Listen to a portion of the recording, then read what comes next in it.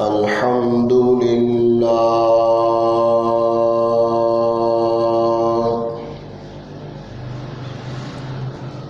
الحمد لله رب العالمين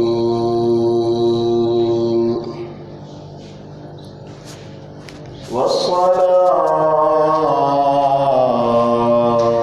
والسلام على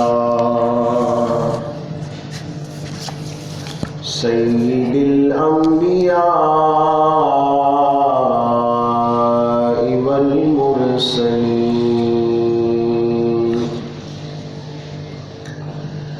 وعلى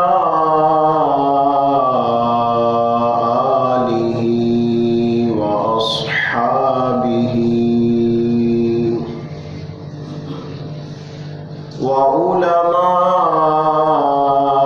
وعلماء ملته وأولياء أمته أجمعين. أما بعد، أعوذ بالله من الشيطان الرجيم. بسم الله الرحمن الرحيم.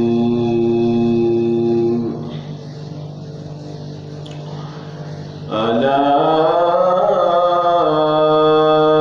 إن أولياء الله لا خوف عليهم ولا هم يحزنون.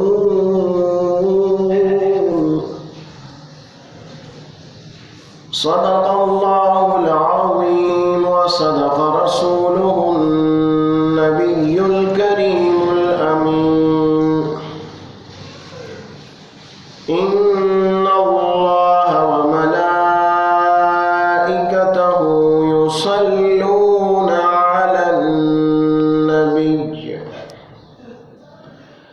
يا أيها الذين آمنوا صلوا عليه وسلموا تسليما. درود پاک بآواز بلند الصلاة والسلام عليك يا رسول الله وعلى آلك وصحابك يا حبيب الله. الصلاة والسلام عليك يا نبي الله وعلى آلك وصحابك يا نور الله.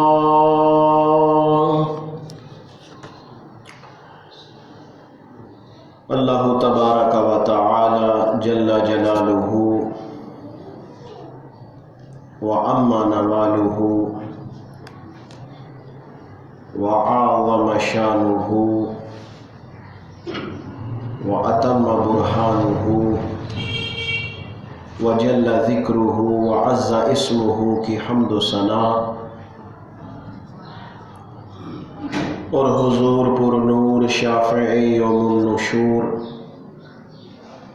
احمد مجتبی جناب محمد مصطفیٰ صلی اللہ تعالی علیہ وآلہ وسلم کی ذات مبارکات پر ہدیہ درود و سلام عرض کرنے کے بعد نہایت ہی واجب الاحترام حاضرین و سامعین، رجب المرجب کا مہینہ بہت ہی اہمیت اور فضیلت کا مہینہ ہے. گزشتہ جمعۃ المبارک میں نے آپ کے سامنے اس مہینہ کے جو فضائل ہیں، اس میں روزے رکھنے کے اور عبادات کے، وہ آپ کے سامنے بیان فرمائے تھے. اس مہینہ میں علی المرتضی شیر خدا مولا کائنات کرم اللہ تعالی وجہہ الکریم کی ولادت باسعادت بھی ہے۔ تو اسی مناسبت سے مولا کائنات حضرت علی المرتضی رضی اللہ تعالی عنہ کی سیرت طیبہ پر ہم گفتگو کریں گے۔ آپ کا جو نام نامی ہے علی بن ابی طالب ہے، اور جو آپ کی کنیت ہے وہ ابو الحسن اور ابو تراب ہے، اور آپ سرکار اقدس صلی اللہ تعالی علیہ وآلہ وسلم کے چچا ابو طالب کے بیٹے ہیں، یعنی حضور علیہ السلام کے چچا زاد بھائی ہیں۔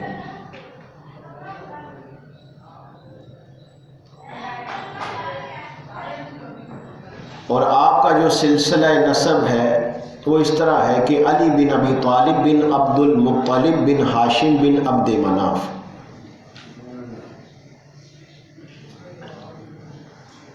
اور اعلان نبوت سے پہلے مولا کائنات حضرت علی المرتضی رضی اللہ تعالی عنہ حضور علیہ السلام کی پرورش میں آئے کہ جب قریش قحط میں مبتلا تھے تو حضور نے ابو طالب پر عیال کا بوجھ ہلکا کرنے کے لیے حضرت علی رضی اللہ تعالیٰ عنہ کو اپنی کفالت میں لے لیا۔ تو پتہ چلا کہ حضرت علی رضی اللہ تعالیٰ عنہ کی ولادت، آپ کی جو پرورش ہے وہ بھی حضور علیہ السلام نے فرمائی۔ سبحان اللہ۔ اس طرح حضور صلی اللہ علیہ وسلم کے سائے میں آپ نے پرورش پائی ہے اور انہی کی گود میں ہوش سنبھالا ہے۔ ابھی آنکھ کھلی ہے، آنکھ کھلتے ہی حضور کا جمال جہاں آرا دیکھا ہے، اور حضور کی باتیں سنی اور انہی کی عادتیں سیکھی ہیں۔ اس لیے علماء کرام نے لکھا ہے کہ ہمیشہ بتوں کی نجاست سے آپ کا دامن کبھی آلودہ نہیں ہوا، یعنی آپ نے کبھی بت پرستی نہیں کی، اور اسی وجہ سے آپ کو کرم اللہ تعالی وجہہ الکریم کا لقب ملا۔ اور حضرت علی رضی اللہ تعالیٰ عنہ ان ہستیوں میں شامل ہیں جو بچوں میں سب سے پہلے جنہوں نے اسلام قبول کیا۔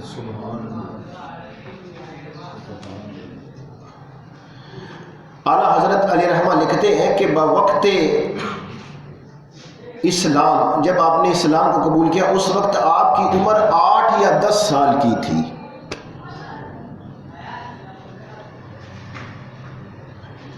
اور حضرت علی رضی اللہ تعالیٰ عنہ نے حضور علیہ السلام کو اور حضرت خدیجۃ الکبریٰ رضی اللہ تعالیٰ عنہا کو رات میں نماز پڑھتے ہوئے دیکھا۔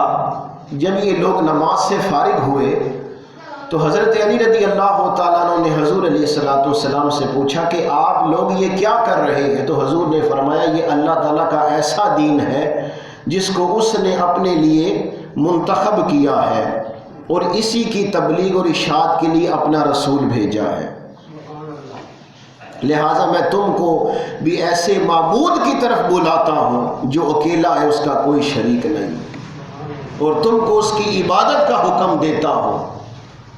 تو حضرت علی رضی اللہ تعالیٰ عنہ نے کہا جب تک میں اپنے باپ ابو طالب سے دریافت نہ فرما لوں اس بارے میں کوئی فیصلہ نہیں کر سکتا، چونکہ اس وقت حضور علیہ السلام کو راز فاش کرنا منظور نہ تھا۔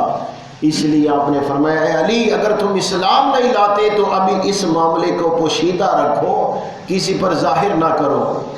حضرت علی رضی اللہ تعالیٰ عنہ اگرچہ اس وقت ایمان نہیں لائے، مگر اللہ تعالیٰ نے آپ کے دل میں ایمان کو راسخ کر دیا، اور دوسرے روز صبح ہوتے ہی حضور کی خدمت میں حاضر ہوئے اور آپ کی پیش کی ہوئی ساری باتوں کو قبول کر لیا اور اسلام قبول کر لیا۔ تو میں نے بتایا کہ بچوں میں سب سے پہلے آپ نے اسلام کو جو ہے وہ قبول کیا ہے، اور یہ بھی آپ کو بتلایا کہ زمانہ جاہلیت میں کبھی بھی کسی قسم کی گناہ اور کسی قسم کی بھی بتوں کی آلودگی، ہر قسم کے عیب سے بھی اللہ تعالیٰ نے آپ کو بچا کے رکھا، آپ کا دامن پاک رہا۔ اور حضور علیہ الصلوۃ والسلام نے جب اللہ تعالیٰ کے حکم سے مکہ معظمہ سے مدینہ منورہ ہجرت کرنے کا ارادہ فرمایا، جب آپ کو ہجرت کا حکم ہوا تو حضرت علی رضی اللہ تعالیٰ عنہ کو بلا کر فرمایا کہ مجھے خدا تعالیٰ کی طرف سے ہجرت کا حکم ہو چکا ہے، لہذا میں آج مدینہ منورہ روانہ ہو جاؤں گا، تو میرے بستر پر میری سبز رنگ کی چادر اوڑھ کر سو جانا۔ مل کر کہو ذرا سبحان اللہ۔ تمہیں کوئی تکلیف نہیں ہوگی، قریش کی ساری امانتیں جو میرے پاس رکھی ہوئی ہیں ان کے مالکوں کو دے کر تم بھی مدینہ چلے آنا۔ اب علماء کرام فرماتے ہیں کہ موقع بڑا ہی خوفناک اور خطرناک تھا۔ حضرت علی رضی اللہ تعالیٰ عنہ کو معلوم تھا کہ کفار قریش سونے کی حالت میں حضور علیہ الصلوۃ والسلام کے قتل کا ارادہ کر چکے، اسی لیے اللہ تعالیٰ نے آپ کو اپنے بستر پر سونے سے منع فرما دیا۔ آج حضور علیہ الصلوۃ والسلام کا بستر قتل گاہ ہے، لیکن اللہ کے محبوب صلی اللہ علیہ وسلم کے اس فرمان سے کہ تمہیں کوئی تکلیف نہ ہوگی، قریش کی امانتیں دے کر تم بھی مدینہ چلے آنا، حضرت علی کو پورا یقین تھا، یقین کامل تھا کہ دشمن مجھے کوئی تکلیف نہیں پہنچا سکتے،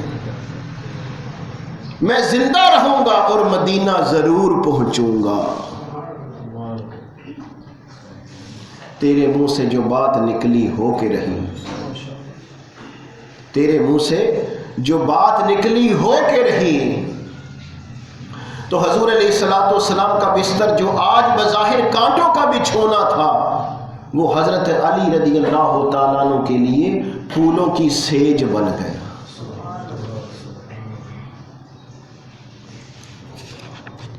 اب حضرت علی رضی اللہ تعالیٰ عنہ فرماتے ہیں کہ میں رات بھر آرام سے سویا، رات بھر آرام سے سویا، صبح اٹھ کر لوگوں کی امانتیں ان کے مالکوں کو سونپنا شروع کی اور کسی سے نہیں چھپا۔ اس طرح مکہ میں 3 دن رہا، پھر امانتوں کے ادا کرنے کے بعد مدینہ منورہ کی طرف چل پڑا۔ کہتے ہیں راستے میں مجھے کسی نے نہیں روکا، یہاں تک کہ میں قبا پہنچ گیا۔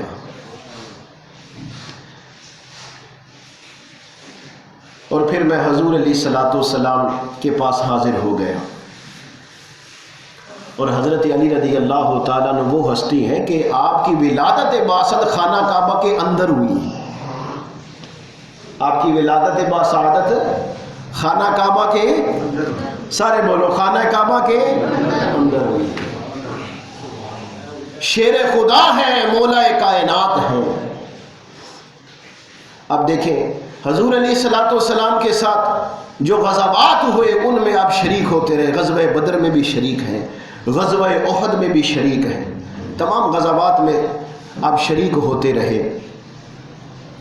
اور جتنے کفار و مشرکین تھے ان کو تیس و نیت کرتے رہے، ان کو واصل جہنم کرتے رہے۔ چنانچہ غزوہ بدر میں جب حضرت حمزہ رضی اللہ تعالیٰ عنہ نے اسود بن عبد الاسود مخزومی کو کاٹ کر جہنم میں پہنچایا، تو اس کے بعد کافروں کے لشکر کا سردار عتبہ بن ربیعہ اپنے بھائی شیبہ بن ربیعہ اور اپنے بیٹے ولید بن عتبہ کو ساتھ لے کر میدان میں نکلا۔ یہ بڑے بڑے سردار ہیں کافروں کے، قریش کے بڑے بڑے سردار ہیں، جن کو اپنے اوپر بڑا گھمنڈ تھا کہ ہم بڑے سردار ہیں، قریش مکہ کے بہت بڑے، ہم اعلیٰ خاندان کے سردار ہیں۔ اس نے چلا کر کہا اے محمد صلی اللہ علیہ وسلم، اشراف قریش میں سے ہمارے جوڑ کے کوئی آدمی بھیجو، ہمارے جوڑ کے کوئی آدمی بھیجو جو ہمارے ساتھ آ کے لڑے۔ جو ہمارے ساتھ آ کے لڑے۔ حضور علیہ الصلوۃ والسلام نے یہ سن کر فرمایا اے بنی ہاشم اٹھو اور حق کی حمایت میں لڑو جس کے ساتھ اللہ نے تمہارے نبی کو بھیجا ہے۔ حضور علیہ الصلوۃ والسلام کے اس فرمان کو سن کر حضرت حمزہ، حضرت علی، حضرت عبیدہ دشمن کی طرف بڑھے اور لشکر کے سردار عتبہ کو واصل جہنم کیا۔ یہ عتبہ حضرت حمزہ کے مقابلے میں آیا اور ذلت کے ساتھ مارا گیا۔ ولید جسے اپنی بہادری پر بڑا ناز تھا وہ حضرت علی کے مقابلے میں آیا اور مست ہاتھی کی طرح جھومتا ہوا آگے بڑھا اور ڈینگے مارتا ہوا پر حملہ کیا، مگر شیر خدا علی المرتضی رضی اللہ تعالیٰ عنہ نے تھوڑی ہی دیر میں اسے مار گرایا اور ذوالفقار حیدری نے اس گھمنڈ کو خاک اور خون میں ملا دیا۔ وہ تلوار ذوالفقار، اس سے آپ نے اس کے گھمنڈ کو خاک اور خون میں ملا دیا۔ اس کے بعد آپ نے دیکھا کہ عتبہ کے بھائی شیبہ نے حضرت عبیدہ کو زخمی کر دیا ہے، تو آپ نے جھپٹ کر اس پر حملہ کیا اور اسے بھی جہنم میں پہنچا دیا۔ یہ حضرت علی رضی اللہ تعالیٰ عنہ کی شجاعت ہے۔ آپ کے ہاتھ میں ذوالفقار ہے، ذوالفقار تلوار ہے جس سے آپ کافروں کو واصل جہنم کر رہے ہیں۔ اب غزوہ احد کا منظر بھی ذرا سامنے رکھیے۔ جنگ احد میں جب کہ مسلمان آگے اور پیچھے سے کفار کے بیچ میں آ گئے، جس کے سبب بہت سے لوگ جو ہے وہ شہید ہوئے اور حضور علیہ الصلوۃ والسلام کے دندان مبارک بھی شہید ہو گئے۔ حضرت علی رضی اللہ تعالیٰ عنہ فرماتے ہیں کہ جب کافروں نے مسلمانوں کو آگے پیچھے سے گھیر لیا اور رسول اللہ صلی اللہ علیہ وسلم میری آنکھوں سے اوجھل ہو گئے، تو پہلے میں نے حضور کو تلاش کیا مگر نہیں پایا، تو پھر میں نے حضور علیہ الصلوۃ والسلام کو دیکھ لیا۔ پھر فرماتے ہیں کہ میں نے کافروں کو لڑتے ہوئے، ان سے لڑتے ہوئے ان کو واصل جہنم کرتا گیا، اور پھر میں نے حضور علیہ الصلوۃ والسلام کو دیکھا کہ اللہ تعالیٰ نے اپنے محبوب علیہ الصلوۃ والسلام کی فرشتوں کے ذریعے مدد فرمائی، فرشتوں کے ذریعے حفاظت فرمائی۔ کہتے میں دوڑ کر حضور کے پاس جا کر کھڑا ہوا اور کفار گروہ در گروہ حضور پر حملہ کرنے کے لیے آنے لگے، تو آپ نے فرمایا علی ان کو روکو، تو حضرت علی فرماتے میں نے تنہا ان سب کے ان سے مقابلہ کیا اور اپنی ذوالفقار تلوار سے میں نے ان سب کا منہ پھیر دیا۔ اور اس موقع پر حضور علیہ الصلوۃ والسلام نے ارشاد فرمایا، اس کے بعد حضرت جبرائیل علیہ الصلوۃ والسلام نے آ کر کہا، حضور علیہ الصلوۃ والسلام سے میری بہادری اور مدد کی تعریف کی، تو حضور علیہ الصلوۃ والسلام نے فرمایا بے شک علی مجھ سے ہیں اور میں علی سے ہوں، علی مجھ سے ہیں اور میں علی سے ہوں۔ مطلب کیا ہے؟ مطلب یہ ہے کہ علی کو مجھ سے کمال قرب حاصل ہے۔ حضور علیہ الصلوۃ والسلام کے اس فرمان کو سن کر حضرت جبریل نے عرض کیا کہ میں آپ دونوں میں سے ہوں۔ حضرت جبرائیل علیہ السلام نے عرض کیا، اور حضرت علی رضی اللہ تعالی عنہ وہ ہستی ہیں کہ حضور علیہ الصلوۃ والسلام نے آپ کو غزوہ خیبر کے لیے جھنڈا عطا فرمایا۔ کیا عطا فرمایا؟ سارے بولو، کیا عطا فرمایا؟ جھنڈا عطا فرمایا۔ فرمایا یہ میں جھنڈا صبح اس کو عطا فرماؤں گا، ذرا توجہ کرنی میری باتوں پر۔ فرمایا اے صحابہ میں جھنڈا اس کو عطا فرماؤں گا کہ جو اللہ اور اس کے رسول سے محبت کرتا ہے، اور اللہ اور اس کے رسول بھی اس سے محبت کرتے ہیں۔ یہ جھنڈا میں اس کو عطا فرماؤں۔ صبح صحابہ بے تاب تھے، کون وہ ہستی ہے جس کو حضور علیہ الصلوۃ والسلام یہ جھنڈا عطا فرمائیں گے؟ جب حضرت علی رضی اللہ تعالیٰ عنہ کو بلایا گیا، آنکھوں میں آشوب چشم ہے، حضور علیہ الصلوۃ والسلام نے اپنا لعاب دفن آنکھوں میں ڈالا۔ آج بھی لوگ کہتے ہیں نبی ہم جیسے ہیں. نادانوں تمہیں پتہ ہی نہیں ہے جو نبی کی شان کو نہ مانے وہ امتی کیا ہے. امتی تو ہے وہی جو حضور کا غلام ہے، جس کو حضور کی غلامی دنیا آخرت میں کام آنی. حضور علیہ الصلوۃ والسلام نے لعاب دہن ڈالا تو آشوب چشم صحیح ہو گئی. حضور علیہ الصلوۃ والسلام نے حضرت علی رضی اللہ تعالیٰ عنہ کو وہ جھنڈا جو ہے وہ عطا فرمایا.